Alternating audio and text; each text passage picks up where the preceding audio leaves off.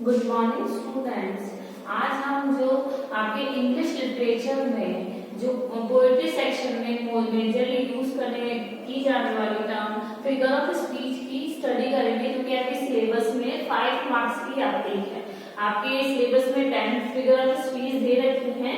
Generally के बहुत सारी फिगर्स ऑफ स्पीच होती है जो लिटरेचर में यूज की जाती हैं, बट जो आपके सिलेबस है उसमें 10 फिगर ऑफ स्पीच दे रखी है, जो हम हमारे इन वीडियोस में कंप्लीट करेंगे। तो बेसिकली फिगर ऑफ स्पीच क्या होती है? Figure of speech is used to produce a greater effect on listeners और रीडर्स। फिगर ऑफ स्पीच वो टर्म होती है जो पोएट्री या प्रोज में रीडर्स पे, लिसनर्स पे बहुत ज्यादा इफेक्ट या उनको बहुत ज्यादा इंप्रेस करने के लिए यूज की जाती है, जिससे कि रीडर्स इंप्रेस हो, उन्हें रीडिंग अच्छी लगे या पोएट्री अच्छी लगे।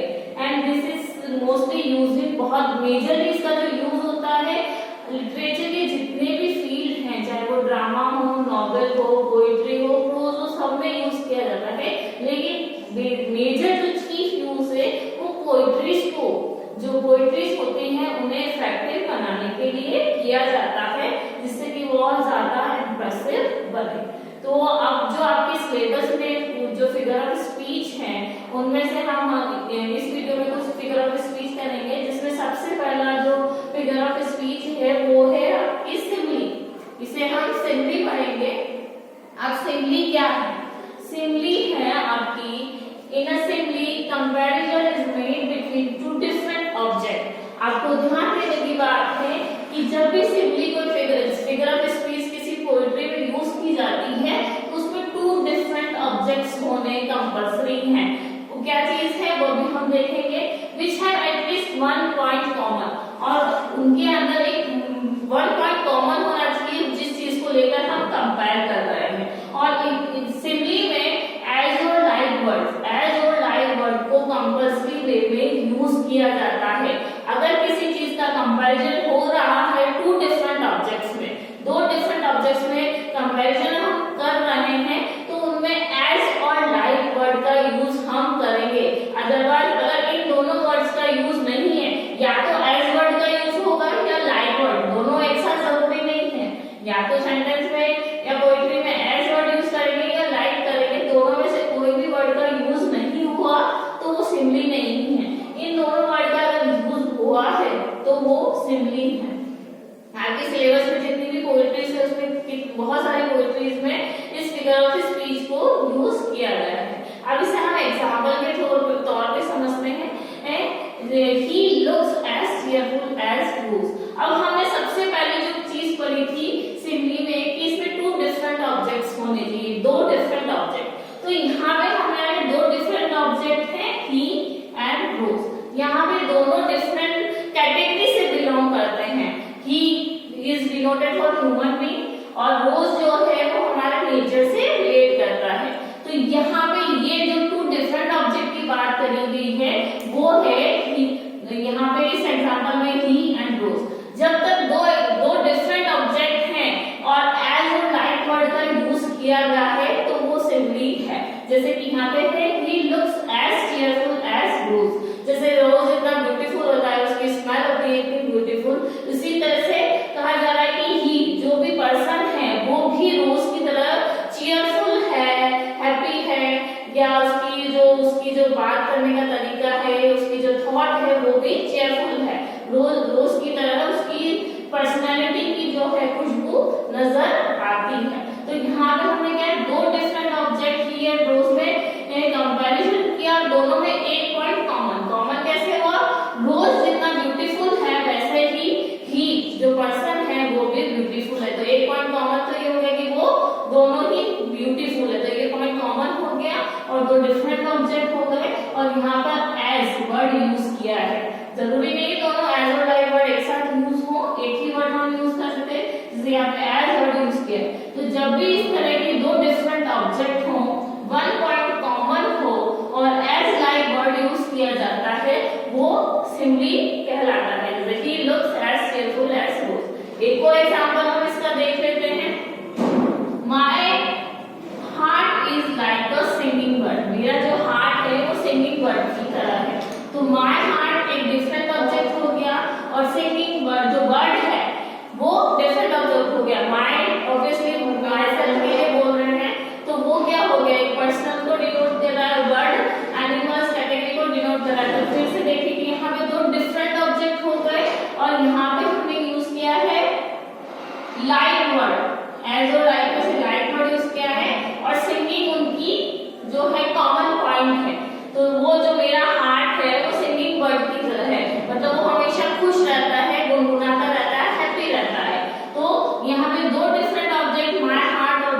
को कंपेयर किया गया है और एक पॉइंट कॉमन उनमें सिंगिंग है और लाइक वर्ड यूज किया गया है। तो फिर से एक बार रिपीट कर रही हूँ कि सिमली क्या है। सिमली एक ऐसे फिगर ऑफ स्पीच है जिसमें दो डिफरेंट ऑब्जेक्ट होते हैं, उनका एक वन पॉइंट कॉमन होता है और एज और लाइक वर्ड यूज किया जाता है। किसी भी फिगर ऑफ किसी भी पोएट्री में चाहे प्रोज में इस तरह की कंपैरिजन किया जाए तो वो सिमली कहलाता है। लेकिन कई बार हम कंफ्यूज हो जाते हैं नॉर्मल कंपैरिजन से। कंपैरिजन और सिमली में क्या डिफरेंस है तो वो हम एक बार देख लेते हैं। नॉर्मल जो कंपैरिजन होता है उसमें आपके दो जो वर्ड्स हैं या दो ऑब्जेक्ट्स जो हैं वो डिफरेंट नहीं होते। जैसे he is as general as his brother, तो ही भी पर्सन को डिनोट कर रहा है और ब्रदर भी किसे डिनोट कर रहा है, पर्सन को। तो यहाँ पे सेम ऑब्जेक्ट है। हमने किसकी बात करी थी, टू डिफरेंट ऑब्जेक्ट होने चाहिए। जैसे हमारे ऊपर के एग्जांपल में ही, रोज, माय हार्ट और बर्ड, दो डिफरेंट ऑब्जेक्ट हो गए। लेकिन यहाँ पे similar object, he and brother दोनों सिमिलर कैटेगरी से बिलोंग करते हैं।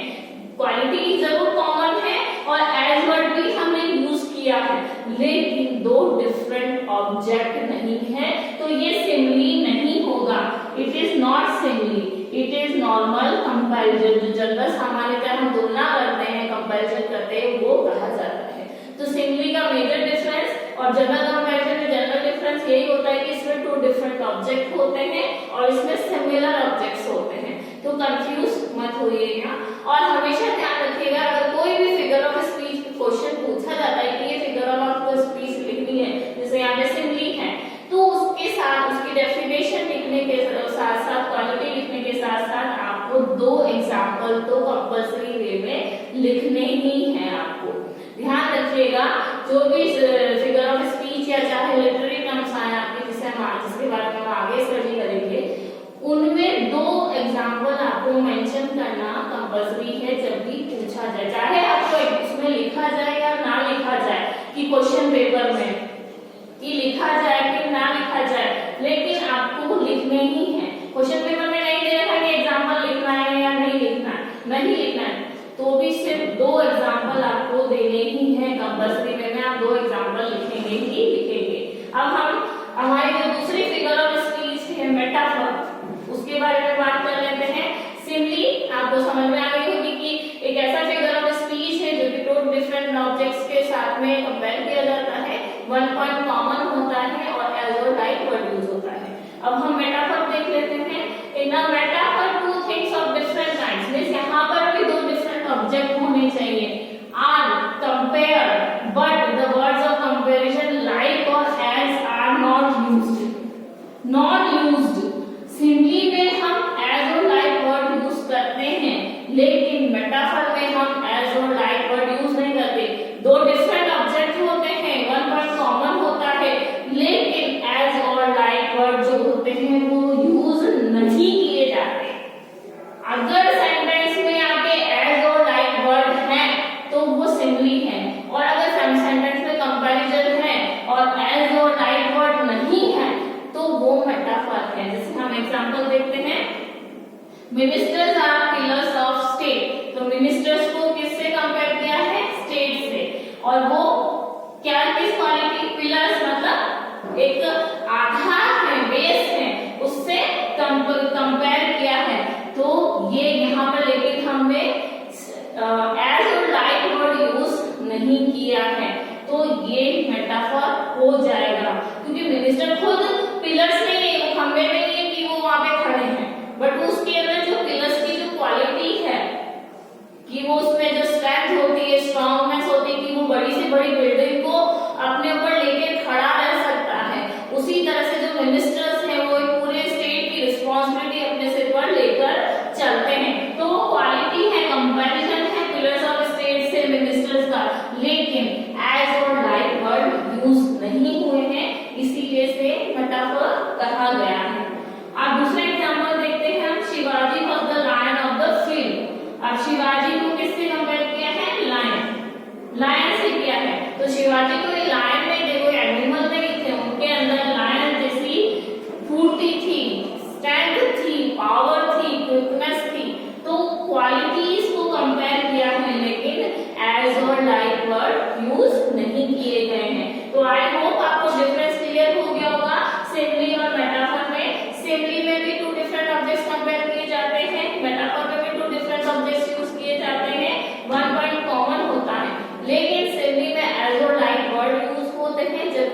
पदार्थ में एज और लाइक वर्ड यूज नहीं होते हैं, इस बात को विशेष ध्यान दीजिएगा। अब हम आपकी जो दूसरी फिगर ऑफ स्पीच है वो देखते हैं, वह है पर्सोनिफिकेशन। पर्सोनिफिकेशन क्या है? Personification in animated objects. In animated objects means हम कह सकते हैं कि नॉन लिविंग थिंग्स या निर्जीव जो वस्तुएं होती हैं उन्हें an abstract notion, abstract notion होते हैं जो हमारे अनयूजुअल थॉट होते हैं, अमूर्त विचार होते हैं, उन्हें कहते हैं are spoken of as having life and intelligence.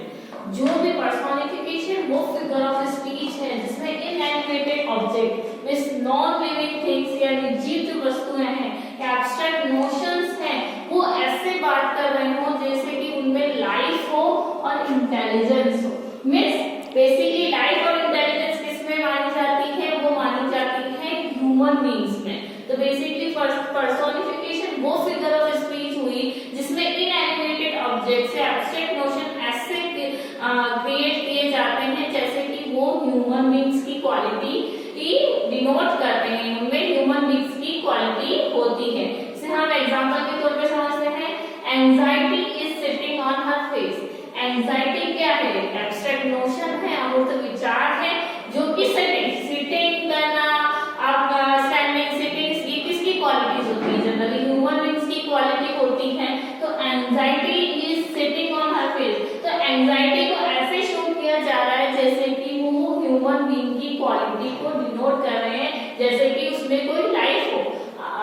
Anxiety क्या? चिंता एक विचार है जो हमारे मन में क्रिएट होता रहता है, हम सोचते रहते हैं, लेकिन हम क्या कह रहे हैं कि उसके चेहरे पे चिंता बैठी हुई है। तो बैठना, उठना, सिटिंग, स्टैंडिंग, स्माइलिंग, क्राइंग, ये सब किसकी क्वालिटीज होती है? ह्यूमन बीइंग्स की क्वालिटीज होती हैं। तो पर्सोनिफिकेशन, एक बार फिर से रिपीट कर रही हूँ, वो फिगर ऑफ स्पीच होती है जिसमें इनएनिमेटेड ऑब्जेक्ट या एब्स्ट्रैक्ट नोशन को ऐसे क्रिएट किया जाता है जिसमें लाइफ हो, इंटेलिजेंस हो या ह्यूमन बीइंग्स की क्वालिटीज हो। एक और एग्जांपल हम देखते हैं, a lion has no legs. Lion भी एक नोशन ही है, एक्टिविटी ही है जिसकी कोई पैर नहीं है, और लेग्स होना किसकी क्वालिटी होती है? लिविंग बीइंग्स की क्वालिटी होती है। तो लायन को क्या बोला? लायन के कोई पैर नहीं, मींस झूठ के कोई पैर नहीं होते, तो झूठ कोई एक पर्सन नहीं है, एनिमल नहीं जिसके लेग्स होंगे, बट एक नोशन, एक थॉट है जिसे हम क्रिएट करते हैं, उसके कोई लेग्स नहीं है। तो लायन को क्या बताया गया है? क्वालिटीज दी गई है, ह्यूमन बीइंग्स की क्वालिटीज दी गई हैं।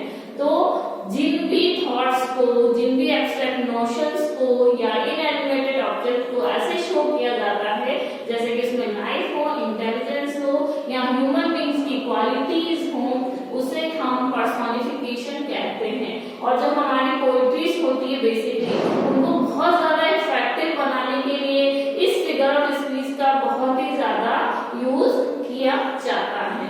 अब हम हमारे देखते हैं नेक्स्ट है इप्यूमिज्म।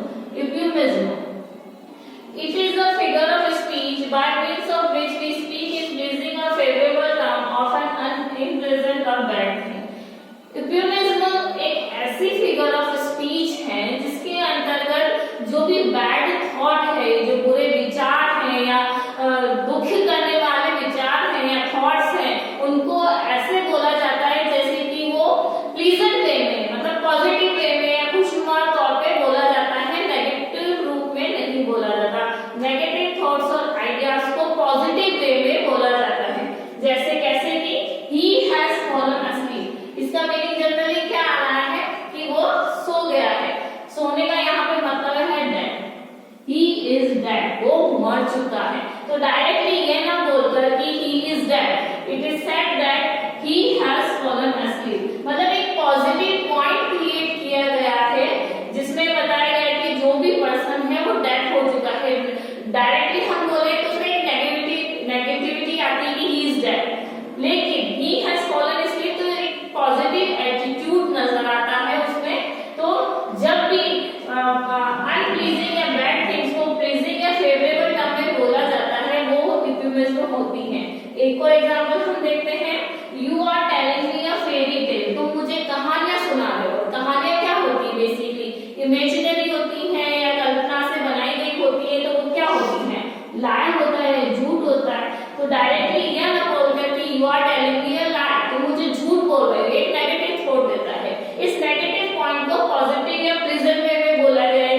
Are telling me a fairy tale, तुम मुझे कहानियां सुना रहे हो, इसका मतलब है तुम मुझे झूठ बोल रहे हो। तो इक्विवेलेंस में एक बार वापस से बोल देती हूँ, it is a figure of speech by means of which we speak in pleasing और फेवरेबल टर्म। हम प्लीजिंग पॉजिटिव वे में, प्लीजिंग वे में, फेवरेबल वे में इसे कहते हैं, जो कि अनप्लीजेंट और बैड थिंग्स होती है या जो हमें दुख देती है या बुरी होती है चीजें, उन्हें हम प्लेजेंट वे में बोलते हैं, पॉजिटिव वे में बोलते हैं। ये होता है इक्विवेलेंस। अब एक और दूसरी जो फिगर ऑफ स्पीच है वो देखते हैं हम एपिथेट। एपिथेट क्या है? Epithet an adjective added to a person's name और a phrase is used to criticize और प्रेज देम। आपने इंग्लिश ग्रामर में जनरली एडजेक्टिव पढ़ा है कि एडजेक्टिव जिसे हिंदी में विशेषण कहते हैं वो पढ़ा है। विशेषण क्या करता है? नाउन और प्रोनाउन की क्वालिटीज को डिफाइन करता है। तो ये जब चीज एक एडजेक्टिव जब लिटरेचर में यूज होता है तो उसे हम एपिथेट कहते हैं। तो एपिथेट वो फिगर ऑफ स्पीच है जिसमें एडजेक्टिव को यूज किया जाता है किसी भी पर्सन के नेम के आगे या किसी फ्रेज के लिए, किसी भी चीज के लिए जो कि उसे क्रिटिसाइज करता है, या तो उसकी आलोचना होगी या उसकी प्रेज होगी या उसकी तारीफ होगी, उसको अप्रिशिएट किया जाएगा, तो वो एपिथेट कहा जाता है। तो जनरली एपिथेट लिटरेचर में यूज किया जाने वाला वो फिगर ऑफ स्पीच है जिसे दूसरी भाषा में जनरल ग्रामर की भाषा में एडजेक्टिव कहा जाता है। तो फ्रेज फॉर्म में, एक फ्रेज के फॉर्म में इसे कहा जाता है, इसे एपिथेट कहा जाता है। जैसे कि the earth is crying sweet, earth की क्वालिटीज को क्या बता रहे? The earth is crying sweet and scattering bright, और ब्राइटनेस कैसी है? स्कैटरिंग है। तो ये क्या है? एडजेक्टिव्स है जो किसी फेस को डिफाइन कर रहे हैं, एयर को ये डिफाइन कर रहे हैं और क्राइंग स्वीटनेस अर्थ को डिफाइन कर रही है। तो कोई भी एडजेक्टिव किसी फेस को डिफाइन करे, उसके क्रिटिसाइज करे या प्रेज करे, यहाँ पे अर्थ की प्रेज हो रही है तो वो क्या कहलाता है? एपिथेट कहलाता है। इसी तरह से एक और एग्जांपल हम देते हैं, here of a Sunday morning my love and I would लाई मतलब sit down and see the colored countries। colored countries का यहाँ मतलब है कि कलरफुल कंट्रीज है, जो कलर उनकी जो क्वालिटीज हैं, हर कंट्री की अलग अलग क्वालिटीज होती हैं, अलग अलग कल्चर होता है, अलग अलग हैबिट्स होती हैं। तो हम दोनों मैं और मेरे जो लव है वो साथ में बैठकर कलर कंट्रीज, डिफरेंट कंट्रीज की क्वालिटीज की देखेंगे, बात करेंगे। तो यहाँ पे कंट्रीज क्या है? कंट्रीज को क्या बताया गया? कलर। तो यहाँ पे कंट्री के साथ एडजेक्टिव ऐड किया गया है। ये एडजेक्टिव क्या कहलाएगा? लिटरेचर की भाषा में एपिथेट कहलाएगा। तो मैं एक बार फिर से रिपीट कर लेती हूँ, एपिथेट क्या होता है? एपिथेट एक ऐसा एडजेक्टिव होता है जो किसी भी पर्सन के नेम के आगे या दूसरे ऑब्जेक्ट में फ्रेज के साथ यूज किया जाता है और जो किसी की भी क्वालिटी को या तो क्रिटिसाइज करेगा या अप्रिशिएट करेगा, जो एक किसी भी फ्रेज में डिफाइन किया जाता है। बेसिकली ये एक तरह का एडजेक्टिव होता है साहित्य में, लिटरेचर में। आई होप आपको ये जो इस वीडियो में